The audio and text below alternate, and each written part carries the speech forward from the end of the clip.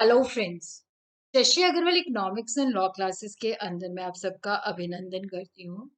आज का जो हमारा विषय है वो है ऑब्जेक्टिव्स ऑफ मैनेजमेंट, जो कि रेलेवेंट है for the student of business study plus two commerce. इसी तरह ये जो टॉपिक है that is also relevant for the student of principles of management.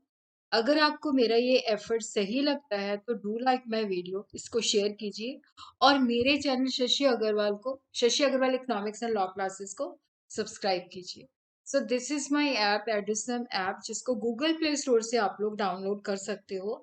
ये जो ऐप है काफी सारा फ्री स्टडी मटेरियल और काफी सारे mock test commerce economics and management students को प्रोवाइड करती है। और उसी तरह काफी सारे free study material regarding the plus two accounting and economics ये प्रोवाइड करती है। और काफी सारे स्ट्रक्चर कोर्सेज भी अवेलेबल हैं। तो बिजनेस स्टडी का स्ट्रक्चर कोर्स भी यहाँ पे अवेलेबल है। सबसे पहले हम देखते हैं ऑब्जेक्टिव ऑफ मैनेजमेंट के। मैनेजमेंट के जो ऑब्जेक्टिव्स होते हैं उसका मतलब क्या है। देखो, मैनेजमेंट के ऑब्जेक्टिव की जब हम बात करते हैं तो मैनेजमेंट एंड पॉइंट कि यहाँ पे हमने पहुंचना है, ये हमारा ऑब्जेक्टिव है।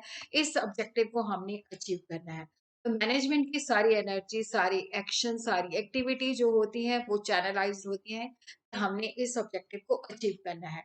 It refer to those end points for the attainment of which all the activities of the organisation are undertaken. Management के जो ऑब्जेक्टिव हैं इसको हम तीन वे से क्लासिफाई कर सकते हैं, तीन वे से कैटेगराइज कर सकते हैं। Organisational objective, social objective and personal objective, जिसको हम वन बाय वन करके जो है स्टडी करेंगे। So organisational objective, social objective and individual objective. Organisational objective कि ऑर्गेनाइजेशन का ऑब्जेक्टिव क्या है। जब भी ऑर्गेनाइजेशन अपने ऑब्जेक्टिव सेट करती है तो वहां पे जो उद्देश्य होता है कि बिजनेस हमारा ग्रो करना चाहिए, बिजनेस की प्रॉस्पेरिटी होनी चाहिए। जनरली कहा जाता है कि बिजनेस का जो ऑब्जेक्टिव है that is the profit maximisation, but this is not correct. Multiple objective जो है ऑर्गेनाइजेशन अचीव करने की कोशिश करती है, जैसे अपने कॉस्ट को रिड्यूस करने की कोशिश करती है, अपनी एफिशिएंसी को बढ़ाने की कोशिश करती है, अपनी प्रॉफिटेबिलिटी और प्रॉस्पेरिटी को बढ़ाने की कोशिश करती है, अपनी कॉम्पिटिटिव पोजीशन को स्ट्रॉन्ग करने की कोशिश करती है। ऑर्गेनाइजेशन ऑब्जेक्टिव को हम स्टडी कर सकते हैं सर्वाइवल, प्रॉफिट एंड ग्रोथ। तो सबसे जो बेसिक ऑब्जेक्टिव होता है बिजनेस का दैट इज द सर्वाइवल, क्योंकि इतना सारा कंपटीशन होता है। तो बिजनेस को होता है कि हमारा बिजनेस लॉन्गर पीरियड के लिए सर्वाइव होना चाहिए। The business should run for a longer duration. तो क्योंकि कंपटीशन बहुत ज्यादा होता है, तो सरवाइव कैसे करेगी जब वो अपनी इस पोजीशन में होती है कि अपनी कॉस्ट को कवर कर सकती है, रेवेन्यू इतना सफिशिएंट होता है, रेवेन्यू रिसीट इतनी सफिशिएंट होती है कि वो अपनी कॉस्ट को कवर कर सकती है। और उसी तरह देखो, जो बिजनेस है, अगर हम कहें कि सर्वाइवल ऑब्जेक्टिव है, कोई प्रॉफिट नहीं कमाती, अपनी कॉस्ट ही कवर करती है, तो उसके प्रॉफिट के बिना भी गुजारा नहीं है। अगर बिजनेस ने एक्सपैंड करना है, बिजनेस के अंदर हमने कोई इनोवेशन लानी है, तो we need profit. Only survival is not sufficient for business. Profit earning is essential for meeting the expense for the successful running of the business. तो प्रॉफिट जो है हर चीज के लिए चाहिए। सर्वाइवल है, ग्रोथ है, एक्सपेंशन है, डाइवर्सिफिकेशन है। बट प्रॉफिट मैक्सिमाइजेशन ये नहीं है कि हम कस्टमर की एक्सप्लॉयटेशन करें, कस्टमर को घटिया चीजें हाई प्राइस पे दें। तो यहाँ पे है कि रीजनल प्रॉफिट जो है वो बिजनेस जो है अर्न करे। ग्रोथ, उसी तरह देखो यहाँ पे जो बिजनेस है उसकी फ्यूचर ग्रोथ भी होनी चाहिए, काम पहले से इंक्रीज होना चाहिए, डेवलपमेंट भी होनी चाहिए। उसको हम कैसे मेजर करते हैं कि हमारी पहले से सेल ज्यादा हो रही है और हमारा मार्केट शेयर पहले से इंक्रीज हो रहा है, हमारे नंबर ऑफ प्रोडक्ट्स जो है बहुत ज्यादा आ रहे हैं। तो जो मैनेजमेंट को जो भी अपॉर्चुनिटी लगती है कि ये बिजनेस ग्रोथ के लिए सफिशिएंट है, तो they should use it. Innovation, अब देखो जो इनोवेशन है that is also needed in the organisation. अगर हमने सरवाइव करना है, ग्रो करना है, प्रॉफिट कमाना है, तो इनोवेशन जो है हमें करनी चाहिए। इनोवेशन का मतलब होता है कि न्यू एंड यूजफुल तरीके से हम चीजों को करते हैं, या नया प्रोडक्ट लॉन्च करते हैं, या कोई प्रोडक्शन प्रोसेस ऐसा है कि जिसके हम अपनी कॉस्ट को कट कर सकते हैं, टेक्नोलॉजी के अंदर इम्प्रूवमेंट कर सकते हैं ताकि हम काम को बेटर तरीके से कर सकें। और इनोवेशन के बेसिस पे हम कंपटीशन को फेस कर सकते हैं, अपना मार्केट शेयर इनहांस कर सकते हैं, अपनी प्रॉफिटेबिलिटी और ग्रोथ को अचीव कर सकते हैं। मार्केटिंग इम्प्रूवमेंट, तो मैनेजमेंट जो है उसका ऑब्जेक्टिव होना चाहिए कि कैसे हमने अपनी मार्केट को ज़्यादा एक्सप्लोर करना है, ज़्यादा से ज़्यादा मार्केट फाइंड करनी है ताकि अपनी जो मतलब एक्सप्लोरिंग द मार्केट ताकि मार्केट को एक्सटेंड कर सके।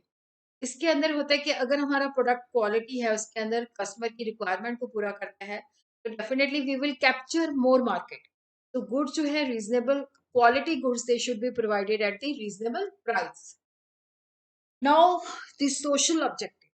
सोशल ऑब्जेक्टिव होता है कि जब एक organisation it's a part of the society, isolation में नहीं होती, तो हमारी सोसाइटी के प्रति भी रिस्पॉन्सिबिलिटी होती है। तो बहुत सारी ऑर्गेनाइजेशन आजकल क्या है, जैसे इन्फोसिस है, तो वो कम्युनिटी सर्विस प्रोवाइड करती है, एजुकेशन के लिए काम करती है, पुअर पीपल की अपलिफ्टमेंट के लिए काम करती है। तो यहाँ पे ऑर्गेनाइजेशन इस बात को भी रिकॉग्नाइज करते हैं कि हमने सोसाइटी के वेलफेयर के लिए भी कुछ करना है, सोशल ऑब्जेक्टिव भी करने हैं, ताकि लोगों की हेल्थ, सेफ्टी और प्राइस कंट्रोल, मतलब the manager promises to assure health, safety and price control. तो यहाँ पे हम देखते हैं कि जब हम सोशल ऑब्जेक्टिव की बात करते हैं तो मोटी मोटी तीन चीजें हम इसके अंदर करते हैं कि एक तो जो सोसाइटी है उसको एम्प्लॉयमेंट अपॉर्चुनिटी देना, एनवायरनमेंट को पोल्यूशन से बचाना, और जो लोगों की जो स्टैंडर्ड ऑफ लिविंग है उसको पहले से बेटर करना। तो सोशल ऑब्जेक्टिव के अंदर इन्वायरमेंट फ्रेंडली मेथड्स यूज करना, एम्प्लॉयमेंट अपॉर्चुनिटीज क्रिएट करना, supply of quality goods, creation of economic wealth, financial support to the community and creating civic amenities. Environment friendly methods use करना जिससे environment के अंदर pollution ना हो, और ये भी कोशिश करना कि इंडस्ट्रियल वेस्ट को इस ढंग से डिस्पोज करे कि वो इन्वायरमेंट के लिए बिल्कुल भी नुकसानदायक ना हो। और बिजनेस जब हम सेट करते हैं तो उसके अंदर लोगों को एम्प्लॉयमेंट अपॉर्चुनिटी प्रोवाइड करना, लोगों को रखना वहां पे, क्योंकि अगर उनको रखा जाएगा तो उनको सैलरी मिलेगी, तो जिससे स्टैंडर्ड ऑफ लिविंग इम्प्रूव होगा। और मैनेजमेंट नेचुरल रिसोर्सेज को इस ढंग से यूज करे कि मैक्सिमम इकोनॉमिक वेल्थ जनरेट हो। और क्योंकि जब हमारी जो रिसोर्सेज है अगर उनकी प्रॉपर यूटिलाइजेशन है तो economic development and growth economy की होती है। तो इस तरह से मैनेजमेंट कोशिश करे कि इकोनॉमिक वेल्थ जो है इन्हांस हो सके।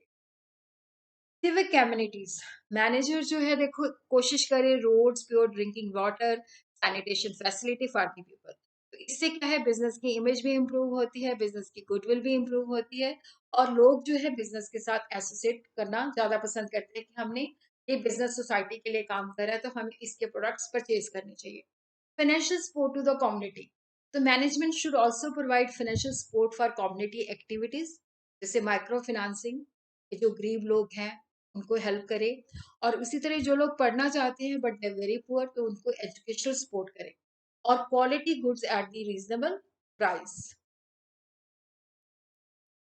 अब ऑर्गेनाइजेशन के अंदर लोग काम करते हैं, तो लोगों के ऑब्जेक्टिव क्या है। हर एक ऑर्गेनाइजेशन के अंदर बहुत सारे लोग जो है टीम वर्क के अंदर, ग्रुप के अंदर काम करते हैं, तो वो ऑर्गेनाइजेशन का हिस्सा होते हैं। तो उनकी फाइनेंशियल नीड्स, ताकि उनको एक competitive salary, better facilities provide करना, उनकी सोशल नीड्स के लोग उसकी जो काम है उनको रिकॉग्नाइज करना, सफिशिएंट अपॉर्चुनिटी प्रोवाइड करना ताकि वो अपने कैरियर के अंदर डेवलपमेंट कर सके। तो पर्सनल ऑब्जेक्टिव जो है competitive salary, opportunity for development, personal recognition and better working condition.